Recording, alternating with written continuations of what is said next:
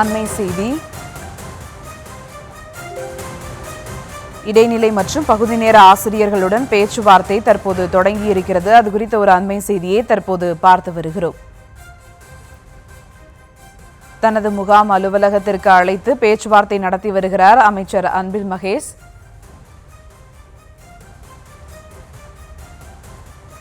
ஆசிரியர்களுடன் பேச்சுவார்த்தையானது தற்போது தொடங்கியிருக்கிறது. மேலும் விவரங்களோடு இணைகிறார் செய்தியாளர் அன்வர். வணக்கம் அன்வர், விவரங்கள்.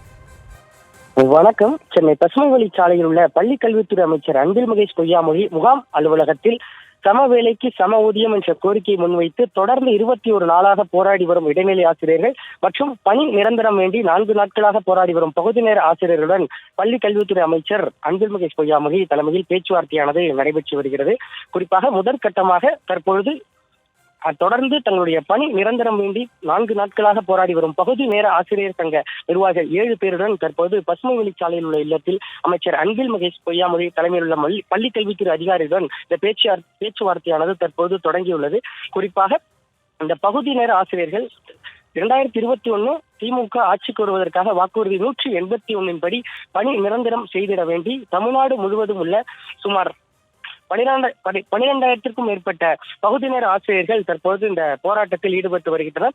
குறிப்பாக அவர்கள் 2012ஆம் ஆண்டு பகுதி நேர ஆசிரியர்களாக உடற்கல்வி, ஓவியம், கணினி அறிவியல் உள்ளிட்ட கல்வி இணை செயல்பாடு பாடங்களில் சுமார் 16,549 பேர் ரூபாய் 5,000 தொகுப்பூதியத்தில் நியமிக்கப்பட்டு படிப்படியாக 12,500 ரூபாய் சம்பளமாக தற்பொழுது பெற்று வருகின்றனர். குறிப்பாக இவர்களுக்கு பல்வேறு நலத்திட்டங்கள் மற்றும் போனஸ் மற்றும் சம்பளம், தொகுப்பூதியம், காப்பீடு போன்ற அரசு சலுகைகள் தங்களுக்கு பணி நிரந்தரம் இல்லாதையால் தற்போது கிடைக்கப்படாத காரணத்தினால் தொடர்ந்து போராட்டத்தில் ஈடுபட்டு வருகின்றனர். குறிப்பாக பல்வேறு வகையில் தங்களது கோரிக்கைகளை மனுக்கள் மூலமாக, தபால்கள் மூலமாக, இமெயில்கள் மூலமாக பல கட்ட போராட்டங்களும் பகுதி நேர ஆசிரியர்களால் நடத்தப்பட்டது.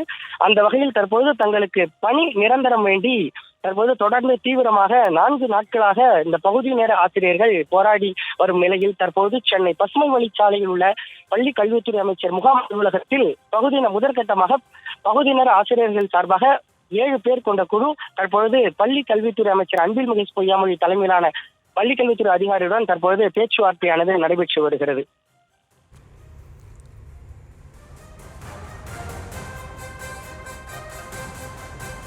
விவரங்களுக்கு நன்றி அன்வர்.